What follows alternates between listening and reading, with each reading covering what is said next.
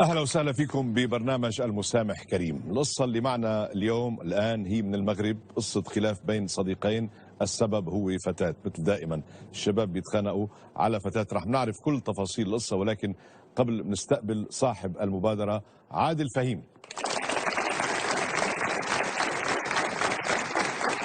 اهلا عادل، كيفك حبيبي؟ كيف احوالك؟ تفضل عادل. على قبولك. اخبارك يا عادل؟ الحمد لله يا عمي والله بنشكركم. نحن اهل المغرب دائما عندكم ثقه بهالبرنامج وبتجونا من المغرب، حبايبنا والله. انا محظوظ اني بينكم الحمد لله. الله يخليك. عندي امل في الله وفيكم ان شاء الله. والله يا عادل انت شاب حبوب وطيب وكذا، ما كان لازم يصير الخلاف بينك وبين صديقك حمزه.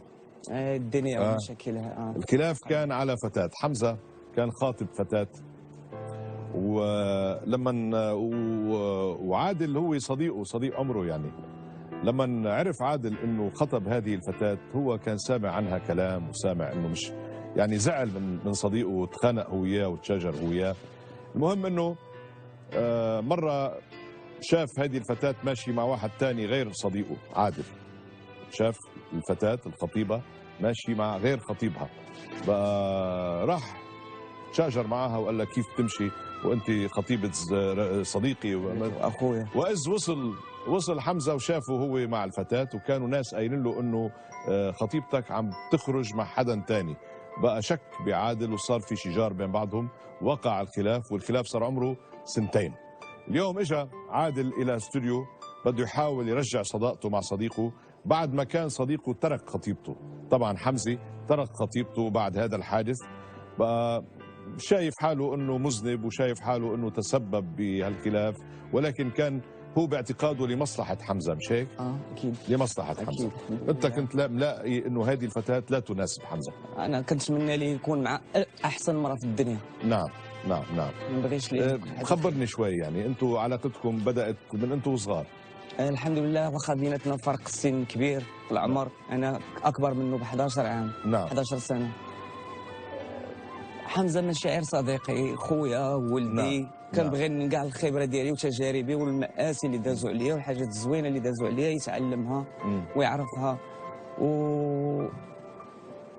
اول مره في حياته بغيتها تكون مناسبه. نعم. وحنينه ورومانسيه وفيها الحوايج الزوينه اللي يخليه هو مرتاح معها وتكون حياته زوينه. نعم.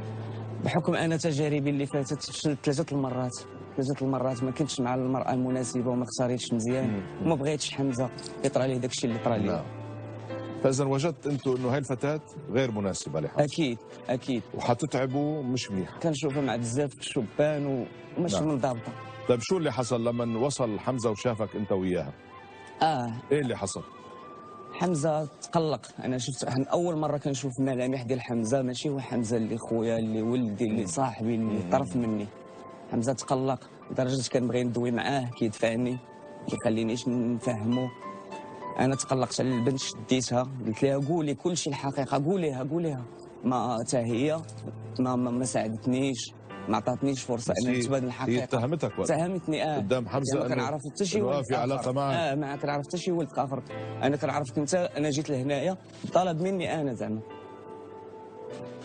حمزه ما عطانيش فرصه لدرجه انه ضربني. طيب ماشي مشكل. بعد ما وقع الخلاف عادل هل حاولت تتصل معه؟ اكيد بزاف المرات. العمل ما بقاش كيمشي ليه. هو رافض؟ رافض. كنصيفط لي اصدقاء ما كيقابلهمش، كنمشي عنده للدار ما كيفتحش لي الباب. نعم. يا سيدي يعني اشكرك على ثقتك وان شاء الله خير. يعني وانت واضح انه عقلك كبير وانت اكبر منه بالسن. وجهنا له الدعوه لحمزه. الحمد لله. خلينا نشوف اذا كان قبلها ولا لا. يا ربي. تفضل. يا ربي.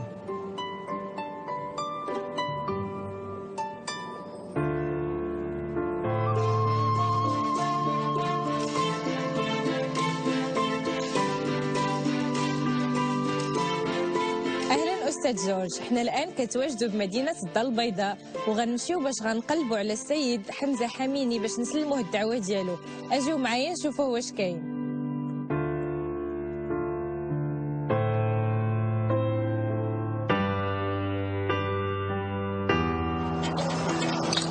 أستاذ جورج، حنا دابا مبقى لينا والو باش نوصلوا للبيت ديال حمزة حميني باش نسلموه الدعوة ديالو. أجيو معايا نشوفوه واش كاين.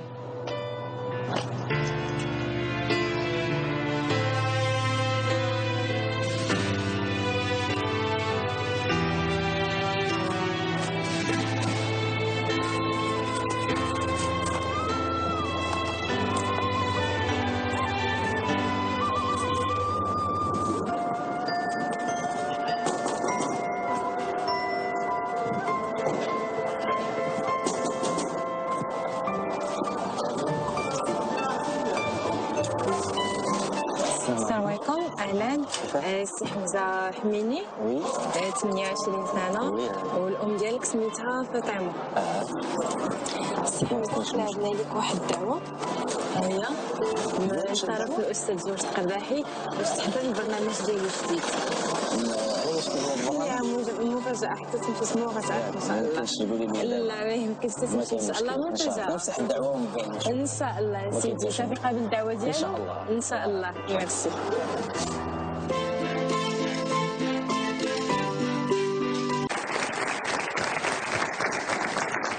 معنا بهالحالة عادل وحمزة. عادل صديقه لحمزة، صديقان افترقا بسبب فتاة، خلاف مش لأنهم اختلفوا على الفتاة ولكن صار في سوء تفاهم بين بعض. حمزة كان خاطب فتاة مش عاجبته لعادل اللي هو صديقه وأكبر منه سنا وبيعامله كأبوه. إلى أن حصل شيء أنه عادل شاف هذه الفتاة مع شاب آخر، إجا عم بيعاتبها ووصل حمزة فكر أنه هذه الفتاة مع صديقه عادل، وقع شجار وصار في خلاف ولهم سنتين ما عادوا شافوا بعض. إن شاء الله نحن يعني عم بيحاول عادل أنه يرجع صداقته لحمزة مثل ما كانت بالماضي. إن شاء الله نتوفق بذلك. بنعرف أنه حمزة ناطر بالخارج في الغرفة المعزولة. بقى هلأ فيكم تفرجوا عن عادل، خليه يتفضل.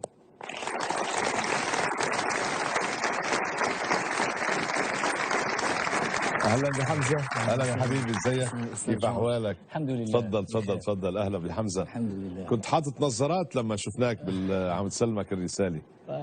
شلتهم؟ شلتهم على التلفزيون احلى. احلى يا حبيبي اهلا وسهلا فيك.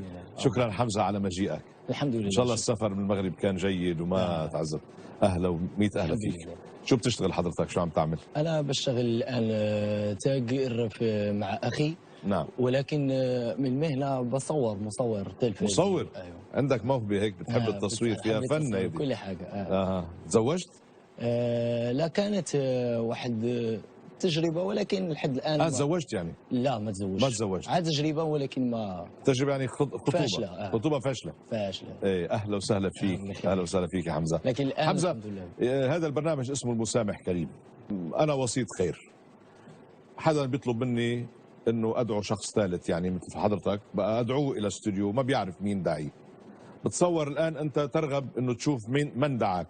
بطبيعه الحال. طبيعة الحال. شكون هذا؟ يلا طلع بالشاشة.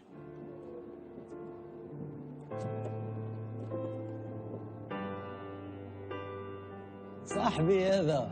لا حمزه بعده صاحبك. لا حول ولا قوه الا بالله العلي العظيم. اقعد. لا حول ولا قوة. عادل انت بتضل جالس.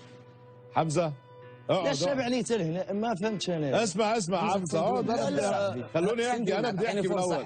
حمزة اقعد. قال لك عادل الله انت يحفظك لما غير اسكت. الله يرحم لك الوالدين، ما بقيتش كنحمل صوتك معدي ما ندير ضارب 5000 لا كره صافي الله يرحم لك حمزة. الوالدين، غير اسكت باش خليني جالس. لانك انت اسكت جاي يا حمزة. حطمتيني نتايا، حطمتيني انت اللي حطمتيني. انت ولد حرام نتايا.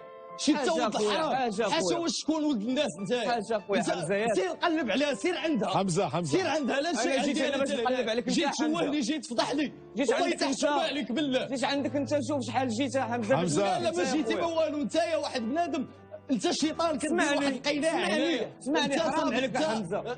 العشره كلها حيدتيها خويا غير سمح لي، ربي كبير يا حمزه. اسمعني عرفنا ربي حمزة. كبير، ولكن انت ماشي بنادم. انت اعطيني فرصه خويا. حمزة اقعد حبيبي، اقعد شوي. عادل بدي اقول لك شيء. هذا ما بقيتش بعرف. هبطوا هاد الشاشه. يطلع فيه. هبطوا هاد الشاشه. هبطوا الشاشة. حمزة روق شوية. روق حبيبي، روق. والله ما بدنا نزعجك، انا عارفك انك جيت مش عارف مين دعاك. عادل مش لازم تحكي بقى. هذا هو اللي دعاني، ولكن علاش غادي يدعيني هو؟ سير سولو هو اش دار فيا. ماشي انا. لاش معيط ليا؟ هو اللي دار فيا، هو اللي حطني. واش يمشي يضربني ورا ظهري، يمشي عند مرتي حضرت الخطوبه. لا خليني نتكلم. انت جبتيني باش نتكلم وخليني اتكلم. الله يرحم باك. الله يرحم باك. خليني نتكلم. هذا واحد الانسان دخلته لدارنا. كنعرفو دابا مده ديال 6 سنين. نعم. هذا علمني انه راه ما كاينش صداقه، ما كاينش صداقه نهائيا. هو كيكذب عليك شي واحد، هو كيكذب عليكم شي واحد، راه ما كاينش صداقه، راه كاينين خائنين. هذا واحد انسان خائن. هذا اشنو دار؟ انا جبته معايا دخلته لدارنا، هذا ميتين ليه با امه، وانا دخلته لدارنا وباش هذه ودرته صاحبي، واخا كان فرق السن بيني وبينه كثير، بيني وبينه 11 سنه، ولكن انا جبته معايا وقربته من دارنا، ولا الدار هي دارو، باه هو باه امي هي. ولكن من بعد انا جبته تعرفت على واحد الانسانه، واحد بنت الحرام حتى هي، لان ولد الحرام كيقلب على بنت الحرام. بنت الحرام كيقول لك ولد الحرام كيقلب على بنت الحرام بحاله. هذا جبته معايا للخطوبه، زعما على اساس راه خويا الكبير، على اساس خويا الكبير جبته معايا. هذه عرفته على السيده، جينا تبارك الله اهلا وسهلا. هذه دازت شهر تم بعدا انا في هذاك الشهر كله تليفونات بيجوني، تليفون ما فيش ارقام، ويقولوا لي زوجتك مع واحد، زوجتك مع واحد، خطيبتك مع واحد. انا بغير، لكن مش ما عملتش حاجه. واثق فيها كنت؟ لا ما كنتش واثق، لكن بقول يعني راه كاينين حساد، كاينين هذا. صحيح. جاني واحد، انا كنت شغال واحد دار خدام، انا وياه كنت كنخدم انا وياه في شركه وحده. تعرفت عليه انا عن طريق الشركه اللي كنا كنقلوا البضائع في المغرب كامل. عيط لي واحد قال لي راه خطيبتك راه مع الصديق ديالك الحميم، خوك راه معاك. انا جيت مع رحت على المكان، ما عقلتش، جيت خليت الخدمه وخليت كل شيء. علاش؟ لانه عرفته هو ذاك النهار كان اجازه، يعني روبو اوف ما خدامش. جيت عنده، جيت كنجري، عطاوني القهوه، عطاني هذيك باش تاكدت، عطاوني المقهى فين وكل شيء فين وفين قاعدين. نعم. لحد الان ما عرفتش انا شكون اللي عيط لي. هذا ولد الناس، هذا باغي لي الخير، هذا اللي اتصل بيا ولد الناس، بغى لي الخير، بغاني نعرف هذا على حقيقته وهذيك على حقيقتها. طيب هلا حكيت، تسمح لي احكي انا؟ تسمح لي احكي؟ هلا في موضوع ثاني، صار في سوء تفاهم. خليني اقرا لك الكتاب، بعت لك مكتوب، خليني اقرا لك اياه. اسمعني شوي حمزه، اسمعني حبيبي، انت منفعل ومعك حق تنفعل، واذا كان مزبوط هالشيء حصل بيكون خطا كبير وبيكون خيانه. بس هو بيقول لك صديقي العزيز الغالي حمزه، احيانا نخاف من قول الحقيقه ونتجنبها حتى لا نجرح بها اشخاصا نحبهم. ايه، وهذا ما جرى يا صديقي واخي، فانا خفت من ان اقول لك الحقيقه التي أعرفها خوفا عليك، وكان هذا خطئي، لكني كنت أظن أن الحقيقة التي أعرفها قد تغيرت، أو هكذا تمنيت. أعرف كم كنت مجروحا ومصدوما، لكن صدقني أنا أيضا جرحت حين صدقت أنت أني قد أخونك. هو انجرح أنك صدقته أنت، أنه صدقت الناس أنه هو كان. اسمع لكني ألتمس، اسمع لكني ألتمس لك العذر، لأني أعرف أنك كنت في وضع لا تحسد عليه.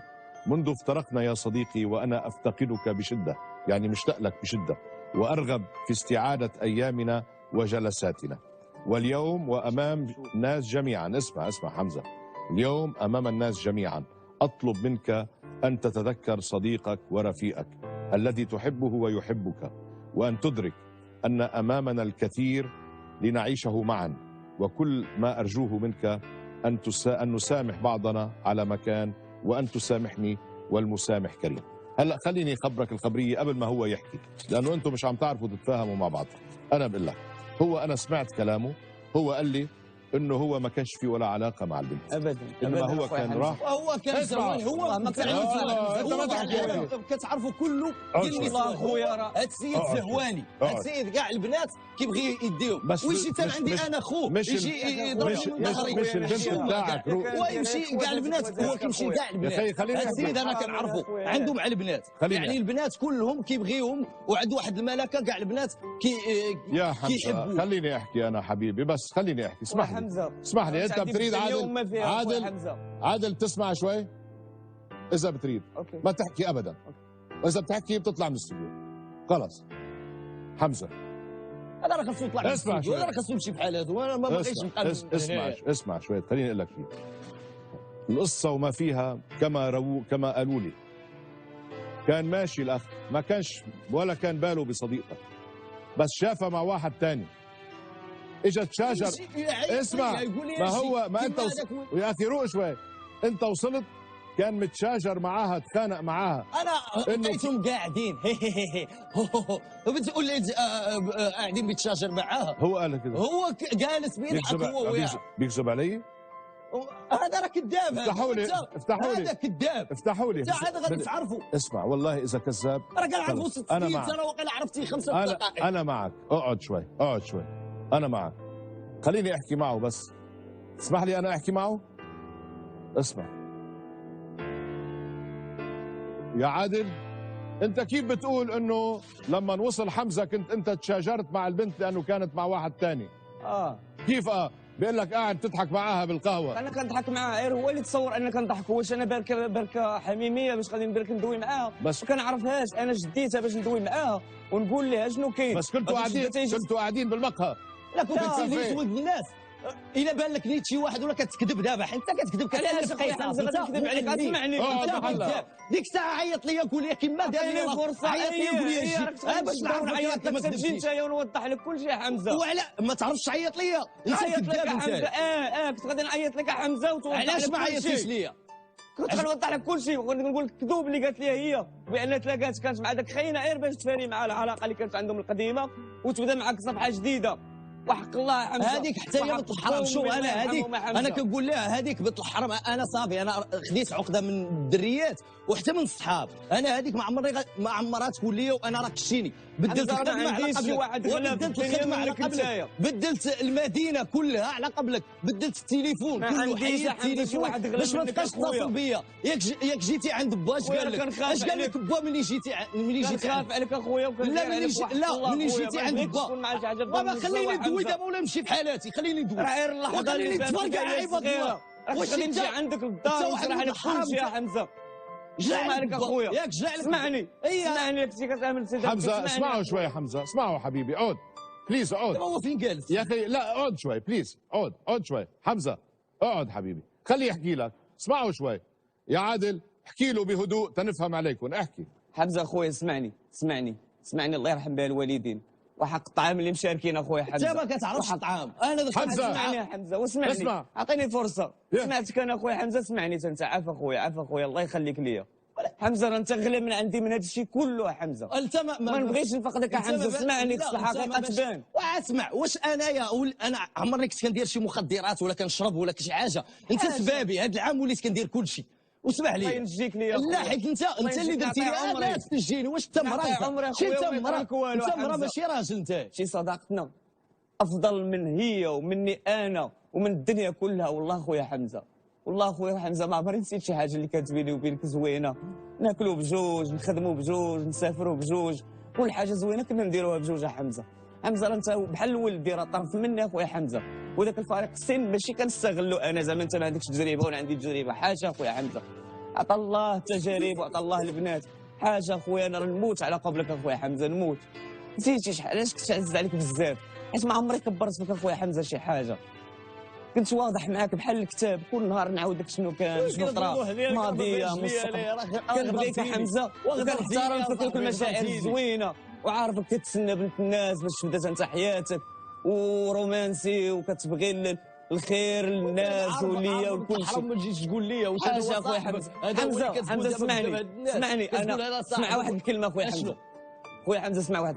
اي بنت كتكون عندها تجارب وكتكون انا قلت يا ربي يكون عندك تجارب جزء من الماضي ديالها. وانت دابا يلاه قلتي قدام الناس راه ما تصلحش لك وانت عارفه ما تصلحش لي وما تجيش تقول لي ياك انا خوك وانا حمزه ولا تبدلت اخويا راه حرام ثاني نحرم على رزقها. الا تبدلت اي امراه عندها ماضي حمزه. قلت انا غادي تبدل معاك ولكن راه تصدمت ملي شفتها مع واحد اخر حمزه. سولها هذيك. لا انت شوف عندك تكون جايه معاك حتى هي هنايا مع الدوره. لا حمزه ما كنعرفهاش وما يشرفنيش نعرفها. انا ما بغينا نشوفها لا هي مثال هو على راسي لانه دوزت معاه 6 سنين نقدر نجلس معاه. اما هي حرام الا كانت هنا والله نمشي. مش هنا يا حمزه. اقعد حبيبي اقعد يا حمزه. والله انكم اثنينكم طيبين.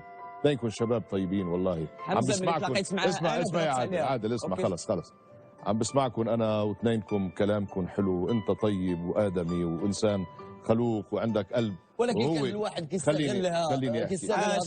الله سبحانه وتعالى وحق الله سبحانه وتعالى. عم بيقسم يا زلمه. انت ضربتي؟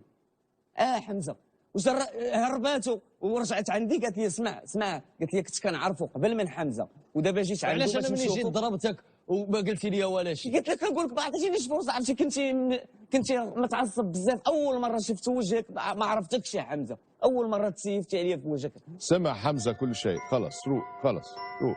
هلا حمزه سمعتيني خويا؟ سمع وفهم وعرف الحقيقه. الحمد لله الحمد لله يا وهلأ ربي أنا الحمد لله. حمزه في هالستار بينك وبين عادل، وهذا الستار بيلغي كل هالسنتين اللي انتم تزعلتوا بزاف فيها، يا حمزه. وبيلغي الماضي وبترجعوا اصدقاء عن جديد. وانا بقول سنه خويا الصغير سنه من 2000 شهر 1 2014 2014 سنه سوري انا قلت شهر سنتين. واحد. سنه طيب يا سيدي، يعني سنه ما بدنا نطول اكثر من هيك. ولكن 6 سنين اللي شفنا فيها قبل شفنا فيها اكثر من 30 عام. والله كنا رجاش 24 ساعه على 24. فيكم ترجعوها يا حمزه، فيكم ترجعوها يا حمزه. كنفتخر بكل ثانيه. لا والله العظيم اللي كنت كنفكر وكان قلبي ليك كل انسان بهالحياه بحاجه لصديق، وصديق يكون صادق وامين. انا برايي انه صادق هذا الانسان، عم بيحكي الكلام الصح. و بدك شو بدك تقول له؟ طلب منك حاجه واحده، حتسامحه؟ والله اخويا وشو بعد نقول له حاجه واحده؟ قل له هذاك السيد تقلب لي عليه باش نتاكد. هذه هي الوحيده باش تبرهن لي هذاك السيد اللي قلتي كان جالس معاها. انت دابا تقدر تكون باقي كتعرفها ولا كتشوفها. لا ابدا اخويا حمزه. تمشي تضغط عليها قول لها تقول لك هذاك السيد شكون، غير بالتي هي احسن باش نتاكد لكي يطمئن قلبي يا اخي. برافو عليك. وهلا هو مستعد. اعطيني فرصه اخويا انا نوريك الحقيقه ان شاء الله. غنقلب عليه غندير المستحيل باش نجيب لك الحقيقه. غير اعطيني فرصه دوي معايا وحل لي شويه.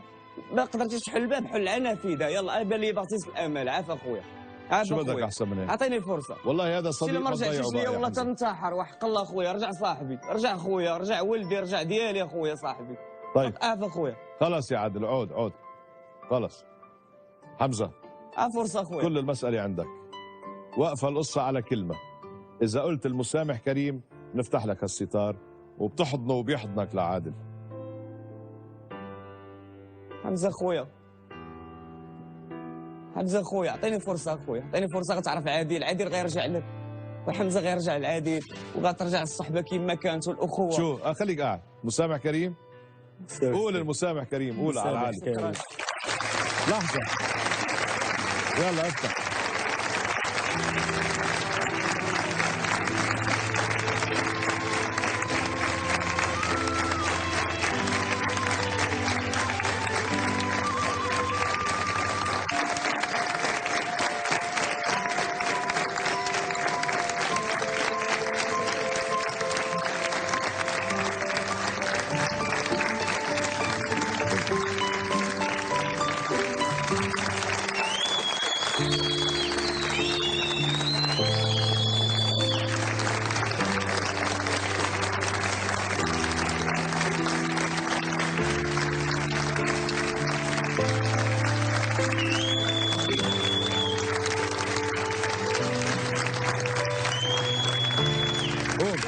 يلا قوموا وقفوا خلاص.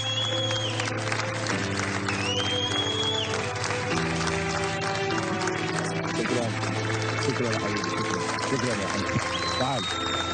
تعالوا على الوسط يا اخي. والله الاخوه مش هيك، الاخوه مش هيك. خلاص اوكي مش معقول.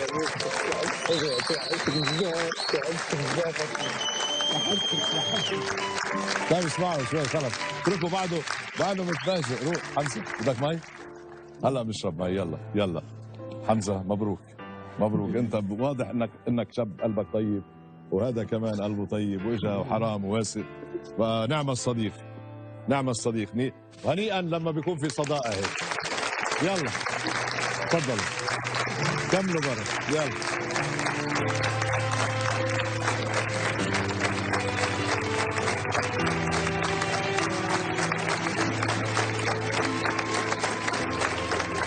انا بعد ما شفت صداقه هيك يعني عن جد، يعني اكثر من اخوه عن جد. والله الناس عم تبكي. ايه شو بكون عم تبكوا؟